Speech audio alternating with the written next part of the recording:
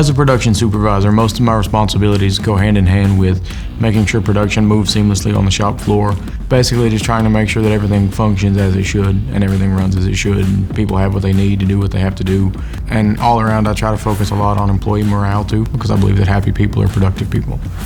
The flexibility of what we build here and the constant drive to advance the technology that goes into our product goes a long way with me. It's not monotonous like some manufacturing environments can be. And it gives us an opportunity to work your mind as much as you work your hands and your body and the rest of you. It's never the same. It's always something different. It's always something new. It's always something more to learn, a new skill to perfect, a new style of unit to perfect. And that's most of what drew me here. When you were a kid and your parents work long day jobs and the factories are pushing to get their numbers, your parents come home, they're tired, they're hurt, they're kind of cranky. They don't really want to do a whole lot with you. And my philosophy, again, my theory, is that has inadvertently conditioned the newer, younger generation to have a distaste for factory environments. And my goal is to show them that not every factory is going to be like that. Not every factory is going to treat you in the way that you've seen it happen to other people before.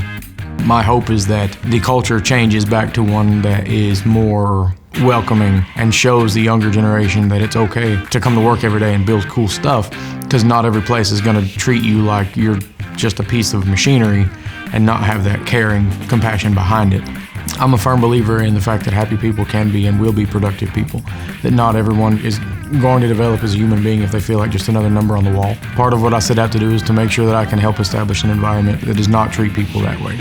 Things that are important to me is that these folks know that their input is very, very important, because ultimately they're the ones that are doing the job all day, every day.